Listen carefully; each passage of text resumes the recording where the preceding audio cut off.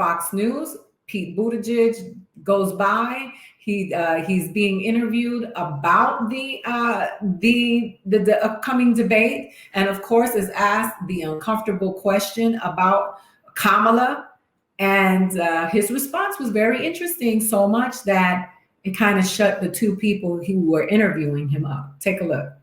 You know, when you run for president, you have a record on all of these issues. And then we've seen that record and her stance on them changing over time. So there's no doubt she's going to be asked about that tonight. Can you give us some insight into what she might say to justify why she was for Medicare for all then and is not for it now, for example?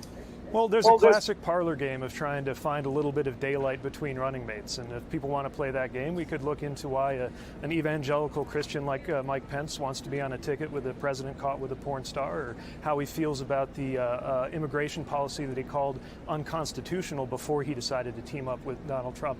If folks want to play that game, we could do it all night. But I think what most Americans want to hear about is, are our families going to be better protected than they have been by this president who's failed to secure America in the face of one of the most dangerous things ever to happen to our country?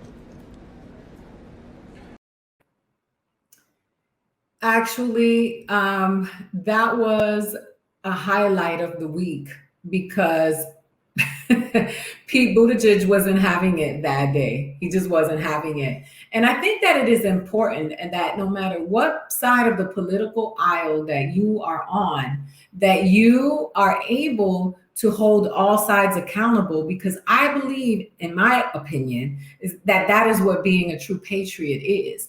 And these politicians who are public servants, who work for you, whose salaries you pay with your taxes, should all be held accountable. No matter how much you like them, you have to be able to say, what are you doing?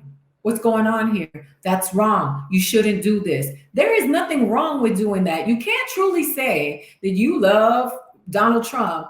You can't truly say that you love Joe Biden if you cannot hold them accountable for their wrongs. And furthermore, ask them to expound upon how they're going to correct those wrongs in the future, being that we are going to employ them to be the leader of the free world. They work for us.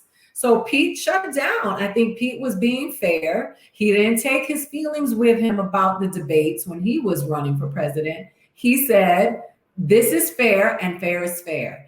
And if you are an evangelical and you are one of those people who says that you walk in a way that's worthy of the calling, you believe in the Bible, you believe in the word, you are constantly talking about Jesus and talking about the 10 commandments, and you bring them up when you talk about black on black crime, when you talk about the people who are crossing the borders, which you forget Jesus when you're talking about immigration, but you love to bring up Jesus when you're talking about crimes and the issues of people of color in this country. But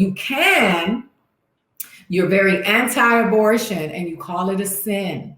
And in the Bible, no sin is greater than any other sin. You're not the only one who's read it. I've read it too.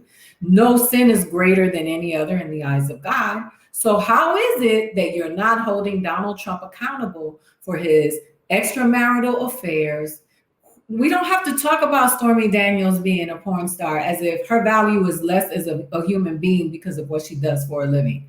We can just say that he had an extramarital affair. Someone who holds a Bible and doesn't read it, and you are still talking about God in the same sentence and Jesus with Donald Trump, and Donald Trump had sex with a woman outside of his marriage. So I think that Pete Buttigieg made a very good argument in saying, if we're going to hold Kamala accountable for her wrongs, then we have to, and we're going to hold Joe Biden accountable for his wrongs, then we have to hold Donald Trump and Mike Pence accountable for their wrongs. Now, let's talk about Mike Pence not being this evangelical creature who is rolling with Donald Trump, right?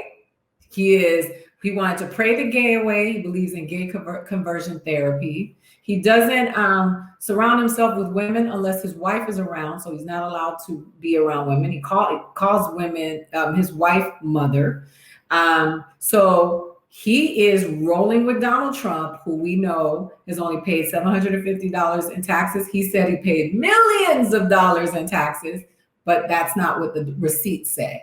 So you are okay. You're such an upholder of the word, so much you believe homosexuality is an abomination, right? And you want to pray the gay away. You want to do these practices with gay people, but it's okay for Donald Trump to cheat on his wife. I don't know. That sounds hypocritical to me.